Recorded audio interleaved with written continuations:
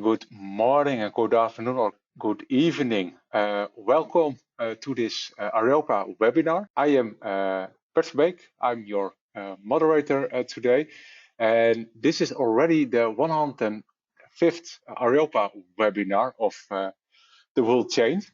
And today we are talking about the Scrum, Stoicism and system thinking, finding order in complexity. And that's not a typical or regular topic we are here at Areopa, but I think it's really important about how to have the philosophy of the Scrum mentality and system thinking. It is presented by Ivan. He will also do an introduction of himself later on. Also, some housekeeping rules. Your mic is muted.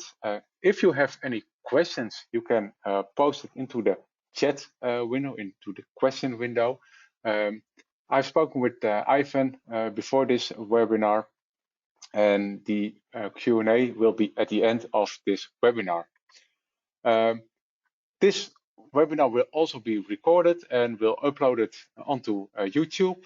You can visit it there, and there are already over 100 recordings, so quite a huge source of all Biz Central topics. So please visit that. And if you want to know what's coming and what's next, please subscribe to our Areopa webinar. This is the link where you can subscribe. And of course, we have also some upcoming webinars, and this is all the webinars of this season, because the 21st we are closing. First, the next to this one, May the 5th of Benito about seamless integrations. Then 2 weeks later, AJ will have some lessons learned from using a Power Automate. Now McGovern will have a topic and webinar on sustainability in Biz Central. Jeremy will have a webinar on Markdown, Magical Mermaid. And Jose will have a webinar on with the title 7 or so AI killer prompts to change your daily life as a functional consultant. And the last one of this season will be held by Simon and Tobias about the boilerplate automate the development of REST API clients for Business Central. So those are quite interesting webinars, so just subscribe to it. And also, we are constantly looking for new speakers and new topics, or if you have a good one, you can also suggest one, and that will be placed on the 7th season of Areopa webinar. Also, thanks to our sponsor Milanov to make this webinar also available. And now, Ivan, the floor is yours, and I'm going to make you the presenter. All right, let's get started. Hello, everybody, also from my side. Yeah, my name is Ivan or Ivan. Both works, or maybe you come with the third version, or that's all fine. Thanks for joining. This session, as Bert already mentioned, is quite, it's a bit different than usual sessions in this round, right?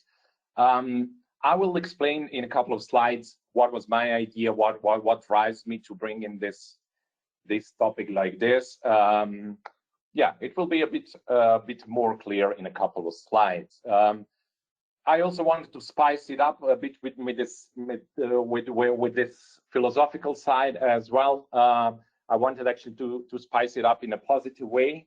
I hope it didn't actually, how should I say, not reject, but some people didn't get scared of it. Let's see.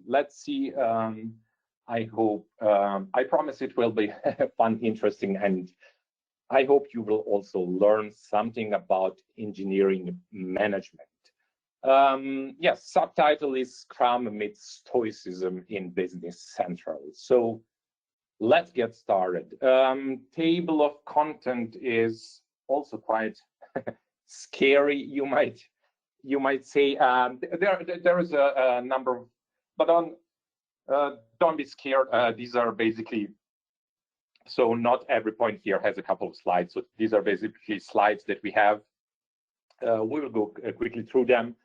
In the beginning, there is quite some theory. I'm not a fan of too much text in presentations, but I think it ended up with having quite some text. But bear with me. We need some basis, some theory in order to try to understand what was my idea and why did I decide to talk about this. So we will just quickly, we'll have a quick about me slide. Why did I decide to bring this topic to this webinar? How to focus in the world of what I call chaos and complexity and constant beeps and messages and whatnot, emails, notifications and everything. And then comes the 3S, what I called, I just made that up, with Scrum, Stoicism, and systems thinking. And then later on will be a bit more practical, not too much theory. We will talk why do I see this as a perfect mix, these 3 S's, 3S. We will talk then about some real Scrum stuff like board, like code review, estimations, retrospective, sprints, backlogs, the famous 80-20 Pareto principle. Then why I find super important to talk about feedback and constructive feedback. And yes, another concept of systems thinking to fix the root cause. And what would be a presentation nowadays without mentioning AI? We will do that also quite somewhere at the end. And then I prepare for you key takeaways and then some materials and inspiration if these topics, how should I say, finds you well or you find it interesting. I have some ideas for you where you can dig deeper and get some more ideas. And then if you like, please feel free to make this dynamic. If you have any question, feel free to ask. I'm always open for this bi-directional, so that we can make this a dialogue, not only a monologue, if you can say like that. A bit about me. I have now around, or already a bit more than 15 plus years in the BC, or you can say Navision BC world. Lately, yes, engineering management is my really. I thought I found my place finally here because I really like bridging this gap between people and tech, and in this position there is really a chance to do so. But maybe a bit. Just a couple of sentences more. I started 15 years ago in Antwerp.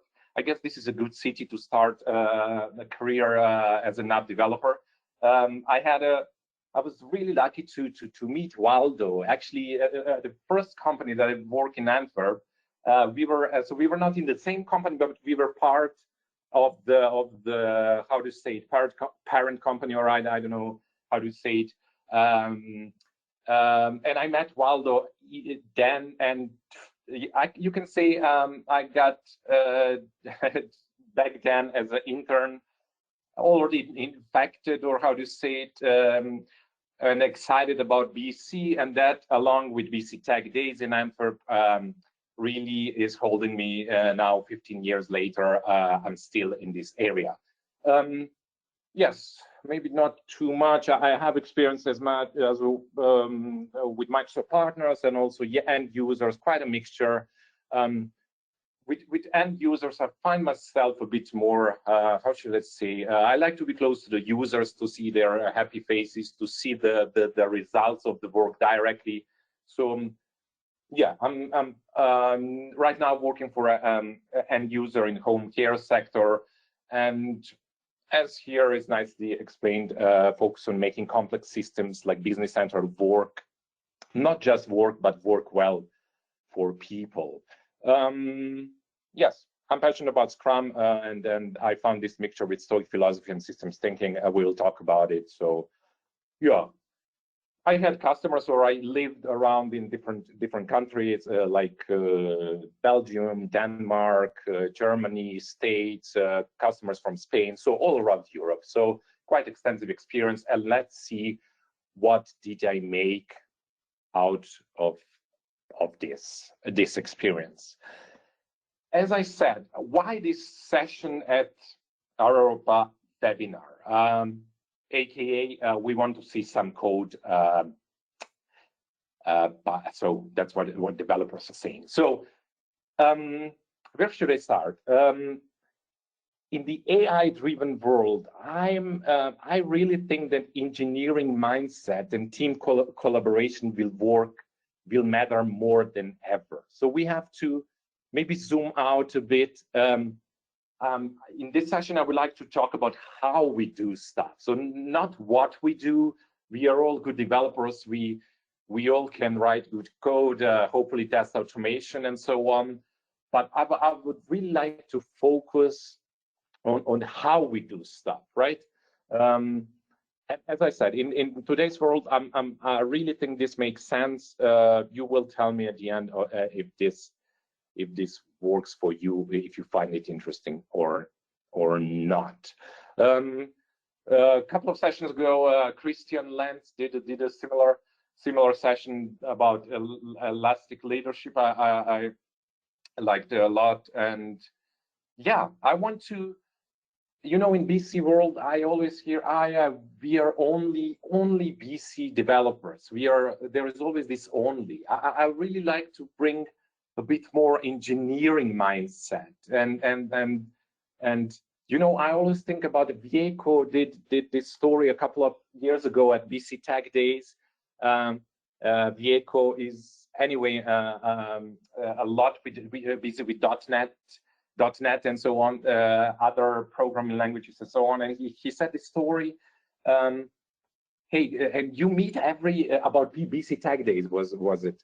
And you meet every year in Antwerp, and what do you do, guys, together? A couple of hundreds people, you sit together and then post the general journal line and go through code unit 1280 and so on. And yeah, it's funny because it's true, because that's exactly what we do. We gather together once a year and then we post general journal line.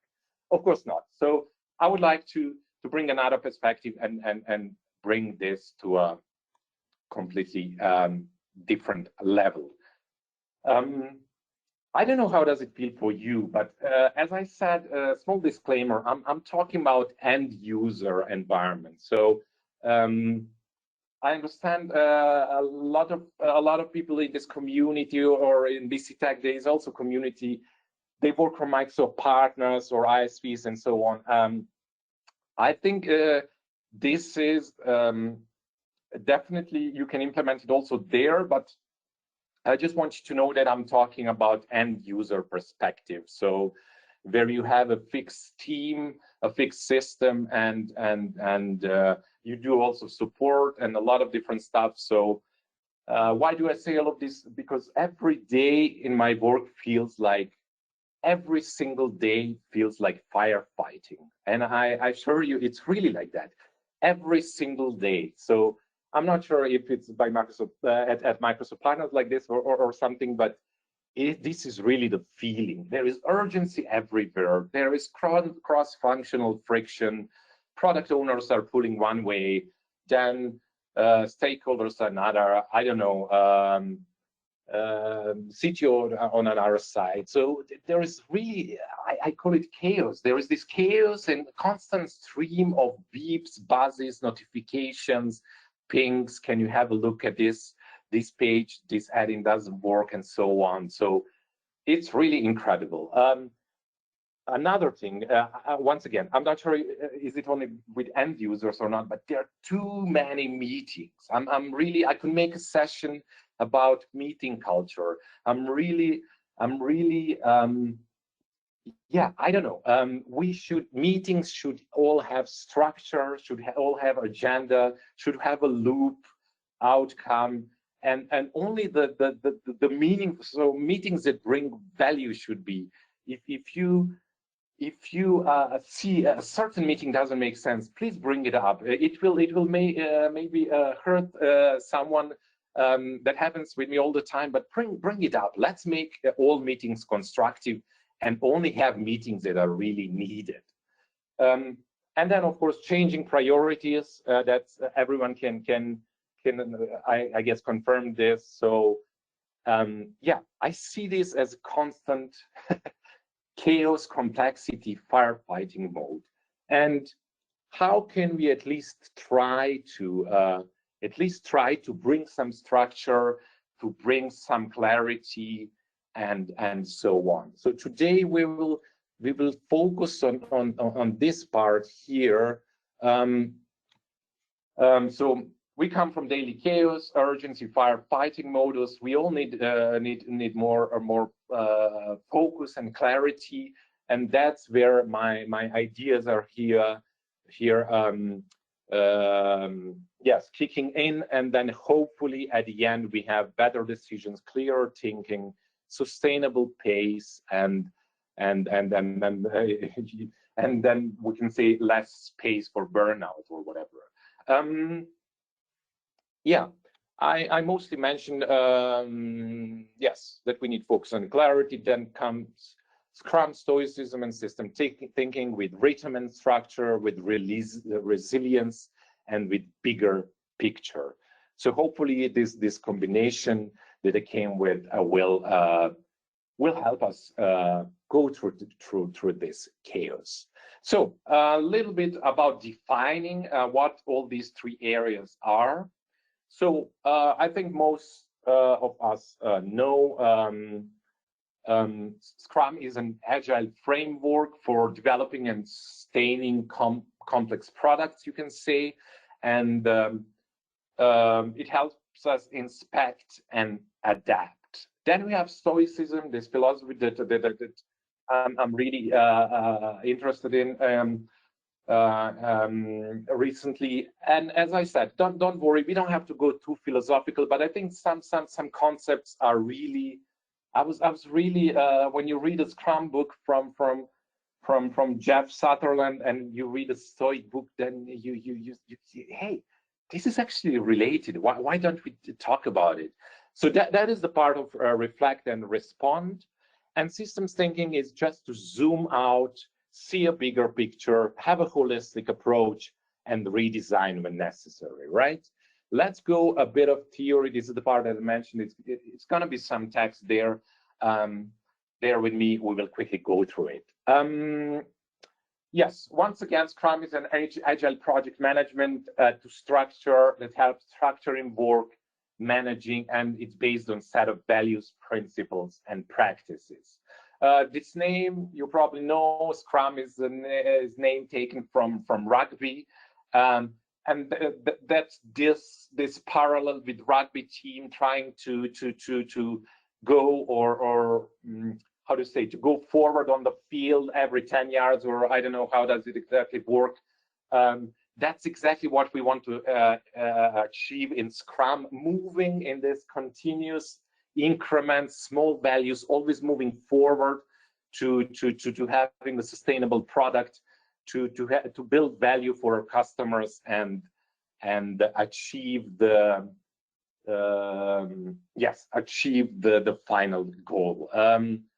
What is important is that all of that is through experiences. It's about self-organized teams, and then what is really important is about reflecting on the we can say wins and losses, or in our case, implemented and not implemented things in order to continuously improve. People very often mix, or they don't have a clear line what is Agile, what is Scrum.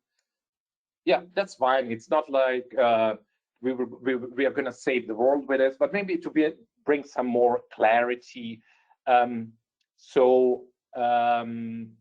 Because they are both built around continuous improvement, and actually Scrum is a framework which is also Agile. So Scrum is a framework for getting work done, and Agile is kind of, if you want, it's a philosophy that we can implement.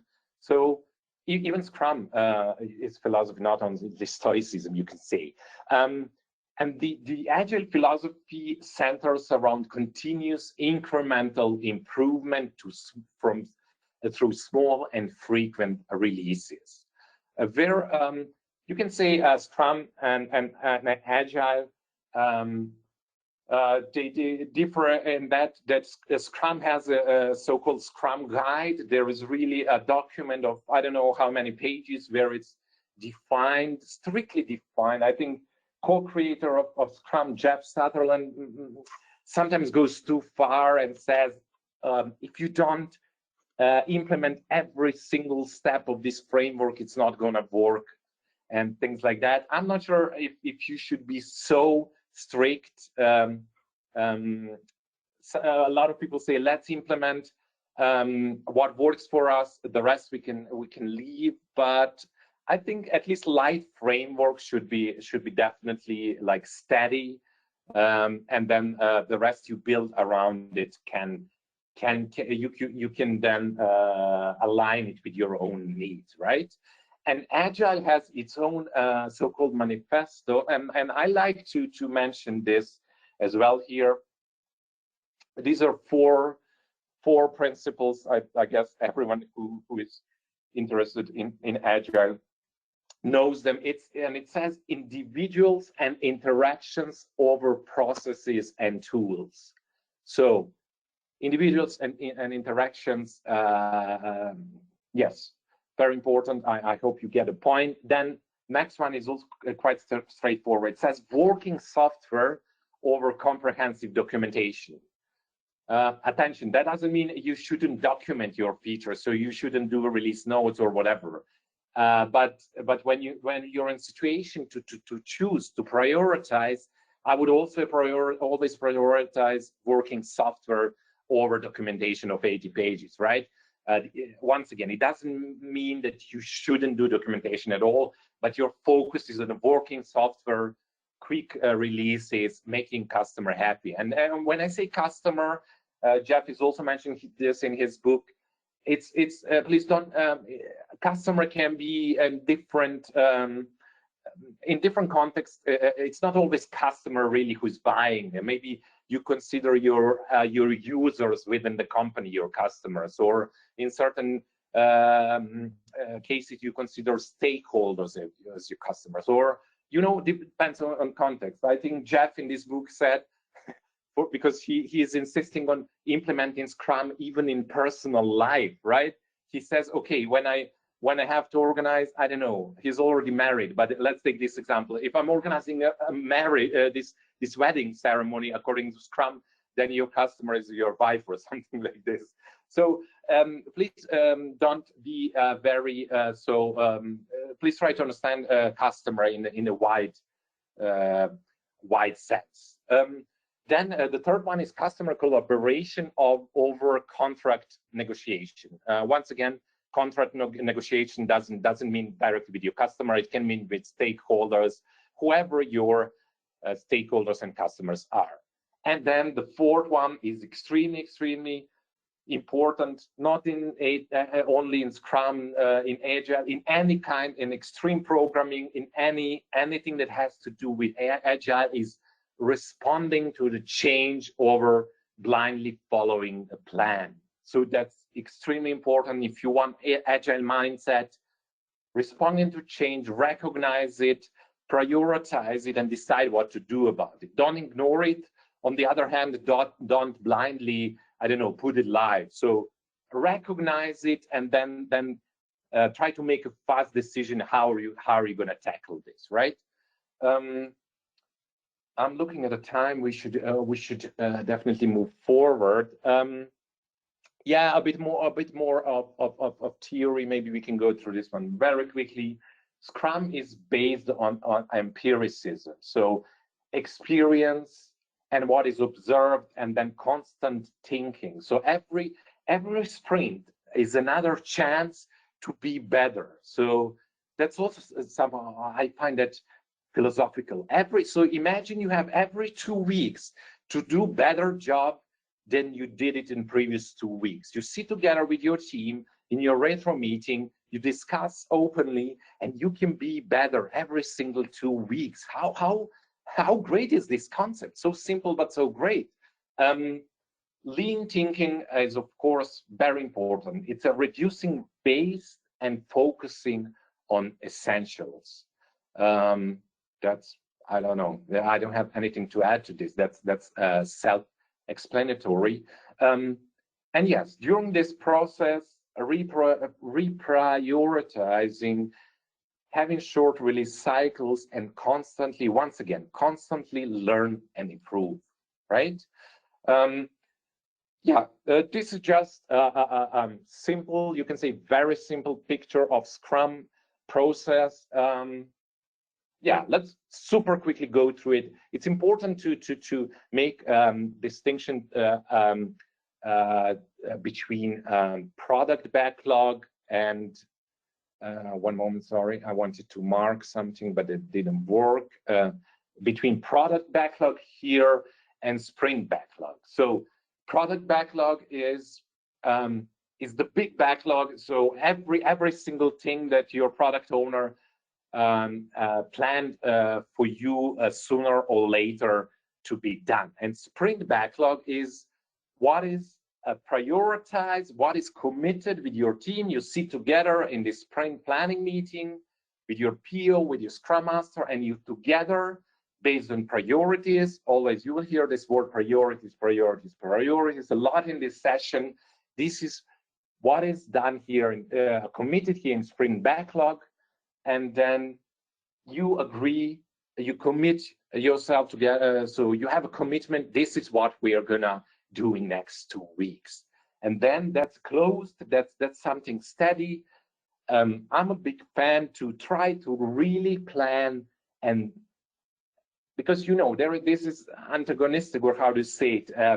You want to be agile and then recognize change during these 2 weeks, but if you do this too often, then you lose your commitment. So the rule says every sprint should have a sprint goal. So as long as you don't ruin your sprint goal, you're allowed to take one ticket out and one in. But I think if this happens too often, your commitment is a bit ruined. So I'm a really big fan that what is planned, really try to do that.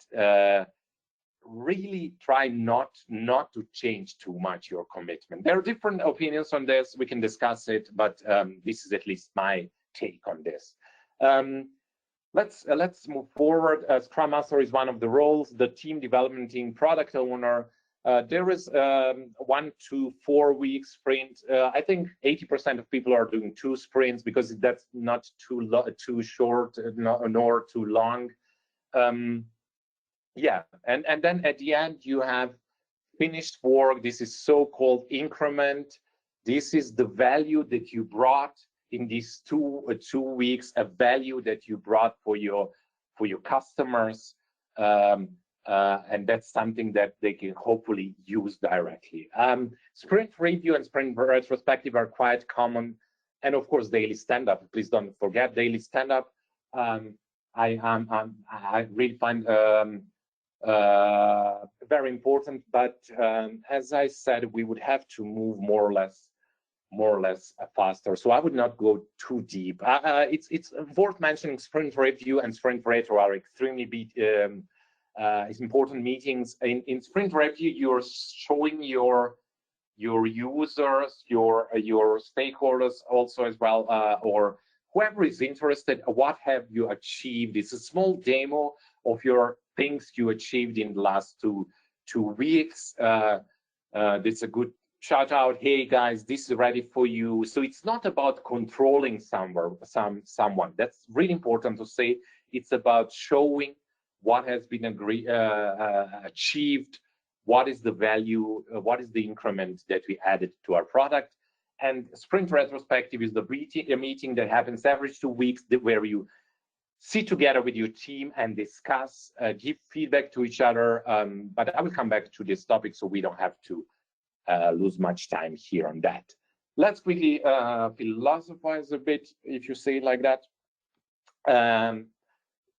Just quickly, Stoicism is initially Hellenistic philosophy, but it flourished in Rome. So originated in Greece, but then later with Marcus Aurelius and a couple of other people, Seneca as well, Epictetus, and so on, flourished. And as I said, in Rome, there is a so-called modern Stoicism nowadays that I find very interesting. That is, yeah, there is an entire community about it, about modern Stoicism, and how can you yeah, maybe implement it in your own life. So let's not go too deep. Stoics believe in virtue, and these are 4: prudence, fortitude, temperance, and justice. And that is the source of happiness in fulfilling life. But let's maybe implement it to our, let's say, how was it mentioned? To fulfill life of a BC developer. Let's maybe define it like that. So I have here 6 key principles. So first of all, virtue is the only good. So wisdom, justice, courage, and temperance is the only true good necessary for well-lived life. Acceptance of what you can control. Here, this can be already so practical. Accept what is in your control. This can be so good applied in life, but also in Scrum. I find this extremely, extremely important for setting priorities, for making fast decisions. Extremely important thing. We'll mention it a couple of times. Self-improvement and self-awareness. There you go. Sprint retro meeting. That's the place. That's one-to-one. Self-improvement of individuals, so team members, but as the team itself as well.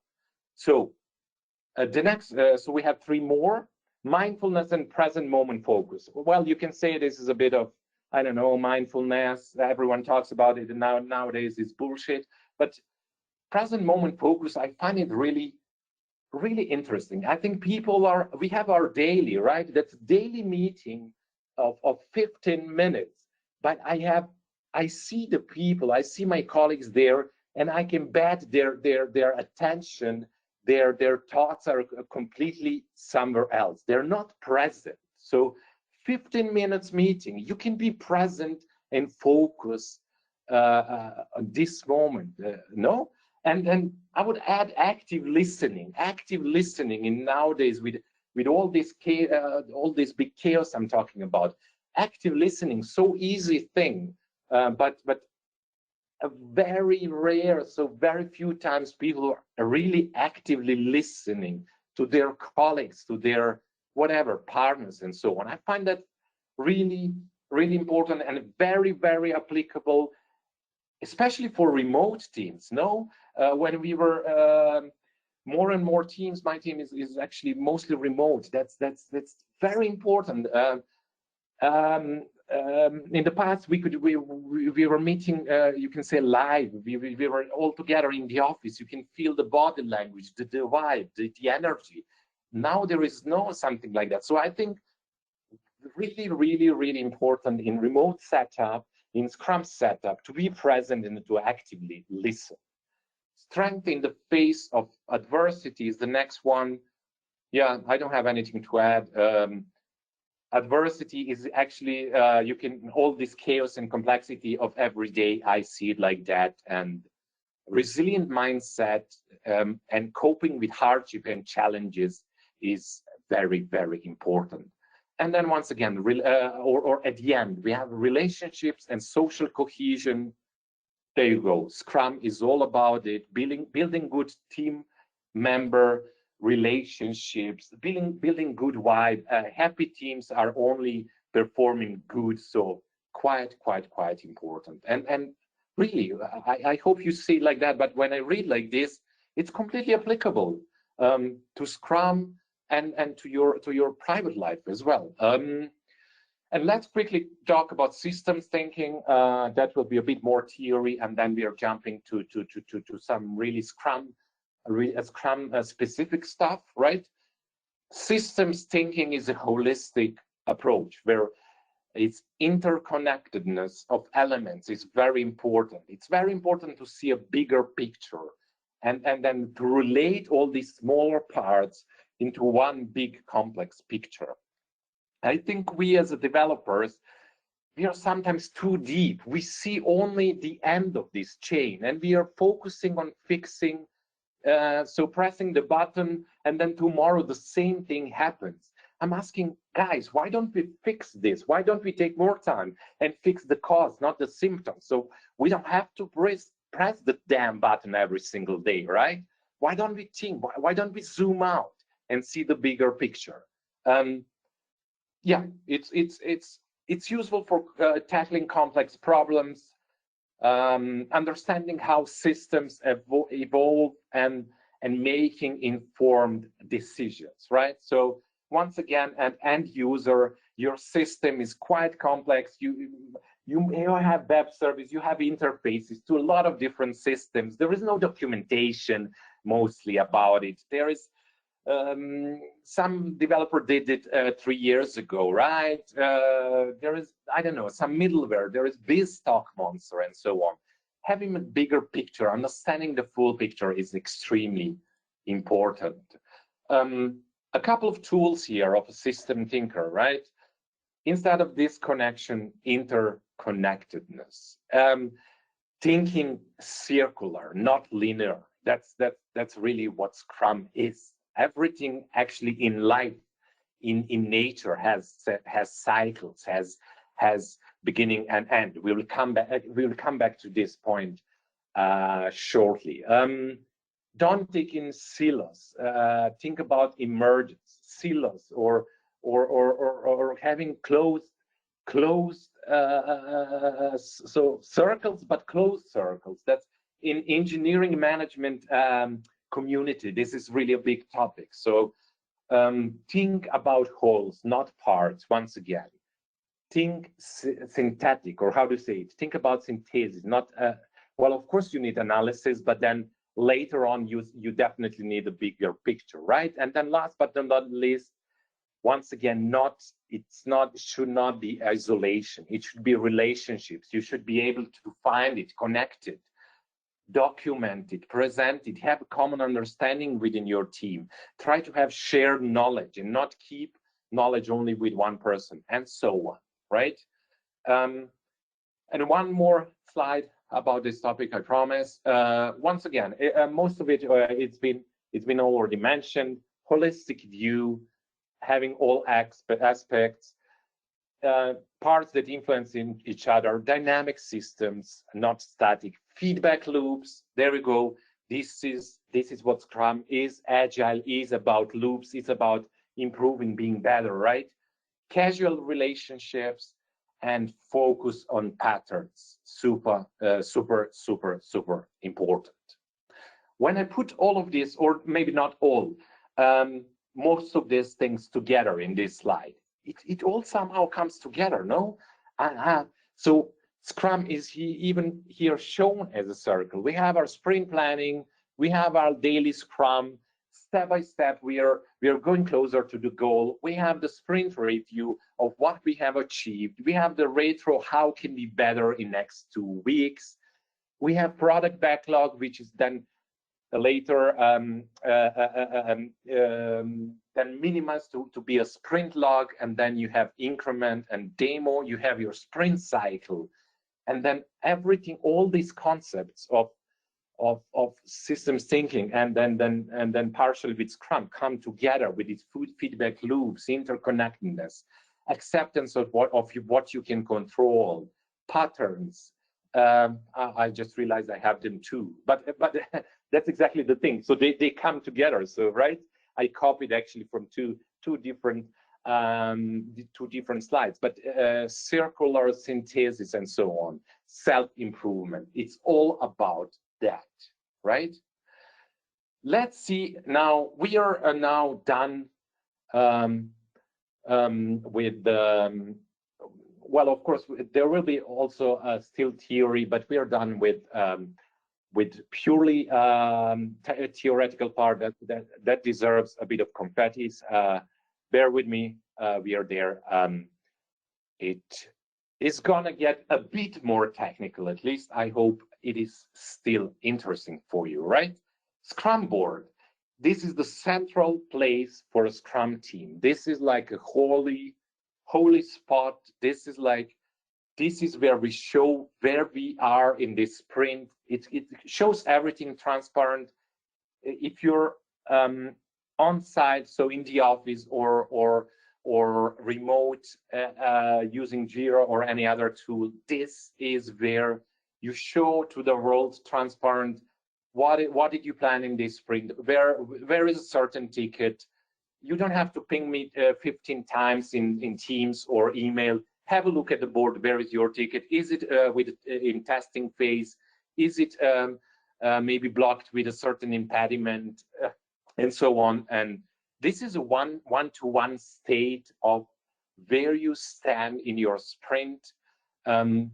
And I find Scrum board is really important. This is and psychologically and everything, seeing the full Scrum board at the beginning of the sprint, and then hopefully going with all these columns from left to right, and then at the end of the sprint, hopefully you see partially empty board. This is such a good feeling that you know that something has happened, that you achieved something. And once again, you have a completely new, like a restaurant menu. In the next sprint, your board will be again full, and then you will have a new tickets. And I really find this mentally and psychologically very important. And here is where focus on what you can control also comes in place. So this is, you focus your commitment is on what you plan in this sprint. This is what you can control. Hopefully you thought in advance that you don't have these blockers, so-called in Scrum, they call them impediments, or any dependency to other teams, that you thought about all of this in advance, and then you can focus on what you can control and what is on your board, right?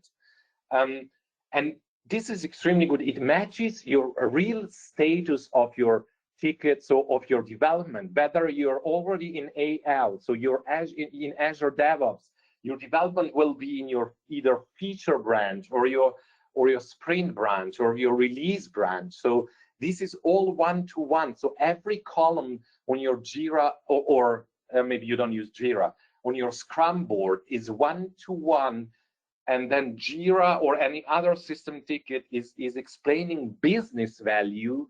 And then you have either Azure DevOps or good old OMA tool for CAL, and all these things are one-on-one. Just by looking at it, you know where is your ticket, in which database or in which branch, and matching your column status on the board one-to-one, right? Let's talk a bit about code review. I think I've seen this in the few sessions. Code review is of course not a new concept, but in BC world is a relatively new concept, and I find it very, very, very important. If you are part of this community and you're following, or you're a fan of BC Tech Days, Tina Starich had an amazing session. I hope I got this correct. In 24, reviewing the code review. That was a fantastic session, and I'm pretty sure that's one of the favorites for many people. That was really fantastic job. And have a look at it. He explained really in detail the entire session about code reviews. I find them extremely important. I hear people saying, "Oh, I'm in CAL. I'm not still on AL. I cannot do it." Wrong. If you know how to use OMA history, if you're using OMA tool, if not, I would really suggest if you're on CAL to use it. You can do easily code reviews when you know how to compare different versions of your object in CAL, and you can easily do code review. And please don't get code review. The other day, someone asked me, is it to control someone? No, it's not to control someone. It's to spread knowledge. It's to have shared ownership. It's to mentor and learn. You can be on both sides of this, right? You can be a mentor and you can also learn. It's improving quality immense. I remember some years ago, first time I needed to push my ticket to code review. I was so nervous because you think about your coding on completely different levels. Someone else is going to have a look at it immediately. 4 eyes check. So you really make sure you did it neat, your documentation and everything is neat, your whatever, function naming, everything. It's extremely important and it will improve your quality. You can be sure about that. Protecting about technical debt. Sloppy code today is pain tomorrow. We will talk also technical debt in engineering management circles. It's really a big topic, and we will mention it once again. We have to speed up because it is already 4:46. Estimation. Let's talk a little about estimation. You all know about Fibonacci numbers. That's based because complexity grows non-linear, like Fibonacci numbers. And nature does it. It's extremely amazing. Nature does it on its own. There is so many examples of Fibonacci sequence in nature. I find it really, really impressive. So now we can argue with it. If you're hardcore Agile person, or you can follow this guy on X Twitter, Alan Holub. He's what I call Silicon Valley Agile. So for him, our estimations even old school. He says no estimation. We are in software development. Estimations are not possible. You cannot know in advance what it will take. I'm not sure if I can agree to this. You can call me that I'm not what I call Silicon Valley Agile. I like to have a certain scale, a certain whatever to follow, to see how many story points I'm able or my team is able to do in one sprint, and then to try to be better, to do more story points in the next sprint, right? So we can argue about this. We can make the entire presentation about estimations itself. I personally like it. You can call us, we are busy world, we are old school. I personally like to use it. But one thing on which we can all agree, whether you're on Alan Holub's side of extreme agile or a bit in the mid-level, everyone agrees you can always split your stories, split your tickets as much as possible. Try to split until the stage that really you cannot split it anymore. So split until you have the smallest, so really that caption ticket, or really to the really small. Of course, I'm exaggerating with caption a bit. Please don't get me extremely. Yeah, don't take it really. How to say it?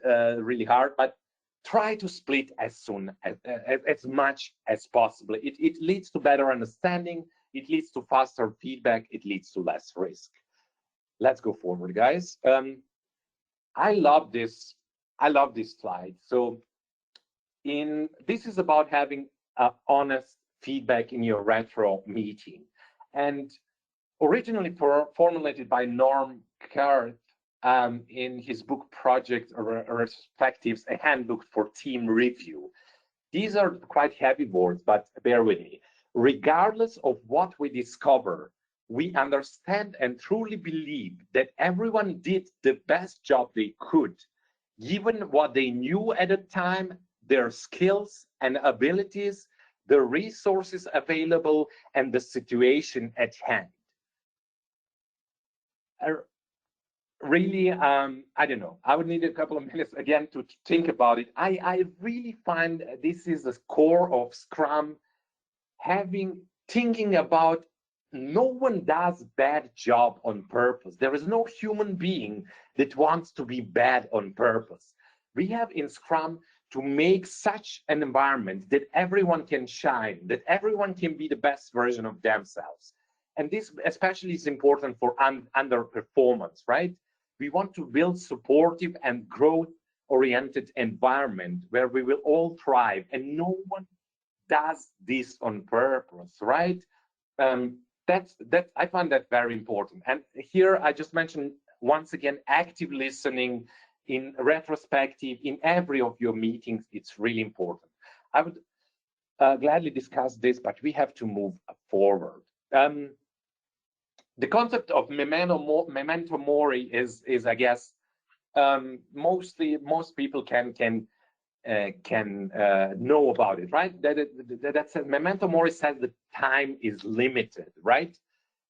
So if you want to go philosophical and you want to make this, if I want to make this presentation a bit morbid or something, it says every human being is gonna die. All of us, there is a day we're gonna die. So I don't want to go that philosophical, maybe scare some of you. I don't want this, but let's take it a bit less dramatic. Time is limited, and that's why we have sprints. That's why we have this. As Jeff Sutherland, I mentioned this guy a couple of times in this session. He says he wanted Scrum to be based or inspired by natural cycles and rhythms, right? Having in mind parallels between biological systems and iterative process, right? So I like this, the commitment. I like this is invisible deadline. It's actually not really invisible, but when one says deadline, that's normally taken very negatively. That's why I said invisible. I wanted to make it a bit softer. But guys, there is no deadline. This is commitment. You sit with a team. No one is forcing you. You be honest with yourself, and you say, guys, we can finish this and that in next 2 weeks. We are controlling this. It's not like director of IT came to us and said you have to finish 5 or 15 tickets. We are honest to ourselves, and that's our commitment. So that's why I call it. It's not really a deadline. It's simply commitment, and I find this really important to have this. Call them checkpoints. You have a checkpoint every 2 weeks. What did you achieve, and what can you do better, right? Reflect, learn, and improvise. Radically prioritize. You will see this in a couple of slides. Let's move forward. Then I have Memento Mori for a sprint, and I have Memento Mori for backlogs. Backlog is that long list of tickets that you will never have time. You keep on postponing them, and you never do them. I have a rule. If it's not a hell yes, then it's probably no. If you think about this ticket, somebody asks you, shall we do it or not? If you think too much about it, then it's probably no. I like to think about decision-making this way as well. Even in my private life, if I'm trying to declutter my room and my wife comes and asks, do we need this? If I'm thinking already 3 or more or 5 seconds about it, I probably don't need it. I will figure out ways in my brain to make different scenarios. What if? Well, there is no what if. Just if it's not hell yes, if you hesitate, it's a no. Flag the item. If it comes more 2, 3, I don't know how many times we know, just archive it. You can always find it later if you really need it. If it's really important, it will come back to you, trust me. Flag your backlog. Keep label it with due dates. Then you will really manage to minimize your backlog, right? Once again, every item ignored today is a technical debt for tomorrow, and radically prioritize. Let's move forward. 80-20 principle. It's known to everyone. Let's move forward because we don't have that much time. Done is better than perfect. So 20% of effort is normally 80% of results. Try to roll out your product early and get your feedback fast, right? I have this This is a literal photo from the book. I couldn't find it online. This is what Jeff Sutherland shows in his book. So this is where you this is percent of value and this is percent of features. So try to already release here. When you are on 20% features, you will mostly be about 80% of value, right? So try to figure it out and try to release as soon as possible, right? Giving and receiving honest feedback, really important in today's world. And what I want to mention here is be kind, not nice. It doesn't mean that you are not nice. Kind means you're telling the hard truth. It's not personal, but you're giving a constructive feedback. And being nice is just avoiding difficult conversation. It's nice to be nice, but it's not constructive. Be kind instead. Be able to give constructive feedback and do not take it personally, right? Clear feedback builds strong teams. And it's very important to use this SBI model: situation, behavior, impact. So one example, during yesterday's sprint review, that is your situation. You interrupted the customer several times, that is behavior, and then you say, you explain what is the impact. When you do feedback in this way, whether it's in your retro or in your one-on-one, it will be less personal, and then you will achieve something. Once again, fix the root cause, not the symptoms. Try to see a big picture. I love this one. I repeat this every single day. To me, these two. If you don't know where to start, just start. Guys, I'm serious. Action reveals the path. If you're stuck, if you think it's too complex, take the courage and start. I read somewhere that you make yourself believe. So to make this decision that you're gonna start, it's already 30–40% of job done. It's all in your mind. Just start. It's not complex as you think. And the second, I already now mentioned, it's probably easier than you think. We tend in our brain to overcomplicate, overthink stuff. It's not that complex. It's Business Central. You can always have a standard code and get some idea, right? Do the first step, just start. Action is the antidote to fear, as Stoic principle says. Don't worry, I'm trying really to speed this up. What will be in today's world, one presentation without mentioning AI, right? With AI, we will build faster, we will analyze faster, we will code faster. I hope you already use GitHub Copilot. You use the other cursor tool. It's amazing. It will already help you with code reviews. Remember, cursor or GitHub. It's dumb that I didn't mention here, but I wanted to focus on management part, not the development part. And I find tools will change, but people will stay. We have to focus on how we work together, communicate, collaborate, focus on problem solving. That's why I believe engineering management is now more important than ever. Even though there are some opinions, Amazon is cutting the middle tier manager. So some say middle tier manager will die soon. I hope this is not true. I believe that good engineers and good engineering managers and good teams will survive every era. Key takeaways, we have done it, we succeeded. A couple of them, you can read through them.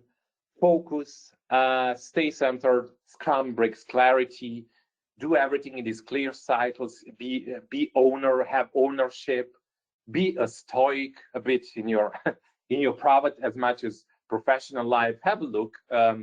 It's not a religion. It's not. I mean, you can take it pretty deep, but you can also have a light framework if you want to have a couple of principles that will really help you. I think system thinking is essential. Technical debt, everything you try to postpone and you don't know, and you do that spaghetti code and you do a quick and dirty, it's invisible but deadly. Deliver value early with 80/20. Be constructive with your retrospectives and feedback. These are the superpowers. Agile is not the same as Scrum. They are interconnected, but what is in common? It's continuous improvement, and the future belongs to those who know how to work with people. Engineering mindset is important, a bit more than tool expertise. At least I find it like that. And guys, this is the one of the last slides. I brought to you some materials. I'm not sure if you have heard about Substack platform, but it's really important in at least I think for engineers, engineering managers, you can find a lot of people there sharing knowledge about various topics about engineering management. There is a lot of good material. There is a lot of free content. So have a look if you're interested to learn more. I already mentioned Alan Holub. If you want to go agile, hardcore, follow this guy on X. He's really crazy about his views. You can get in conversation with him if you want to go hardcore agile. Lead Dev is a community that does conferences. BC Tech Days is still my favorite conference, but they have, if you're once again interested in engineering leadership, have a look. They have conferences in Berlin, New York, London, and I think San Francisco. A lot of smart people, a lot of interesting content. And they also do blogs, talks, and webinars, not only conferences. And this is the book that I mentioned a couple of times in this call. This is The Art of Doing Twice the Work in Half the Time by Jeff Sutherland.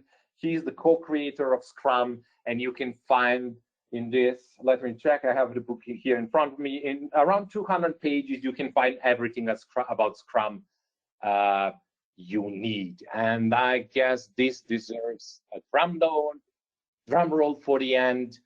Thank you so much, guys, for staying with me. We made it. I would be happy to maybe, I don't know, Bert, it's already 5:02. If you have time for questions, if there are any questions, we can gladly take a couple of minutes. And then if not, then it's also fine. Back to you, Bert. Thanks a lot, Ivan. And I find it very interesting that you also compare it, the same principles that you applied with your marriage. So, and funny enough, you see, indeed, I was thinking on it, you see the comparison on it. Yeah. There are no question. I've just got one question on it. When you say about the backlog is about prioritizing, but how do you prioritize it behalf on different stakeholders? Because you've got product management, you probably have account management, you've got also dev from her to have technical depth. How do you prioritize that backlog? Well, yeah, it's a good question. It's probably a $1 million question. Yeah, so we work also with roadmaps. So once again, if you go hardcore agile, there will be different opinions about roadmaps, having roadmaps, and how much in advance you can go with your roadmap. Should you have roadmap for a couple of months or the entire year? But we have roadmaps, and then we put on these roadmaps, that's a simple timeline, which project should happen in which quarter or something like this. So you have this as a very, very, very, very high level. What is planned? What do we do? What do we want to do on Q1, Q2, and so on a very high level? And then I guess that's basically heavily prioritizing is the job of your product owner. I'm not sure if you have one or not, but actually product owner is owning the backlog, and the Scrum team is owning the sprint backlog. So what we agreed that we will do in 2 weeks, that is our ownership as development team, but product, yeah, exactly. Product backlog itself, it's ownership of the PO. So it's actually his job, his or her job. So combining roadmap and backlog, I guess, so it's not easy. There is always fight. Also, in some teams there are multiple POs, so you have to fight between each other. I don't know, and explain why do they think one thing is more important. Does it have external dependency that we have to do it in the next 2 weeks? Can it wait? Where is it on our roadmap? and so on and so on. You can always take two things and compare which one is important, right? That must be possible. The thing is that backlog has not only two things, it has, I don't know, 100 or something. So, but just to mention what Scrum says by definition about it, product owner is responsible for this, or if there are multiple, they should be able to find a way how to realize what is important, to flag things that will not bring value. So you should, or product owners should always have in mind what will bring most value to our customers, and then based on that, trying really radically to prioritize and to be brave to say, no, we don't do that. This is important. This will bring 60% of the value. We will not do it to be shiny. I don't know. In BC, things, for example, do not have to be shiny. We are not mobile developers, and so on and so on. I hope that gives kind of answer, right? Yeah, certainly. And saying no is always the hardest part, and ditching it.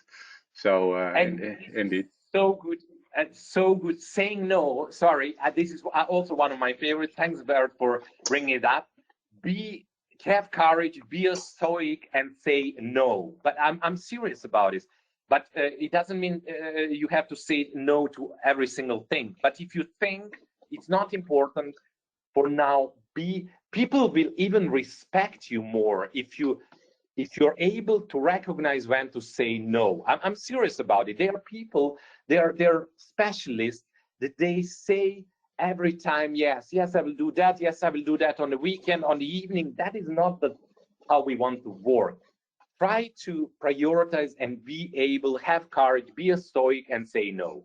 Thank you so much once again for joining. Yes, and good luck with implementing Scrum. Thanks a lot, Ivan, for this interesting webinar. And thanks a lot for, on behalf of the Areopa Webinar team. If you want to have more of Areopa, you can find a recording on our YouTube channel. Also, if you want to come up with some news, you can email us or find us in the newsletter or contact us through LinkedIn. And for that, we are closing this webinar, and have a great evening or a great day. Thanks a lot. Bye.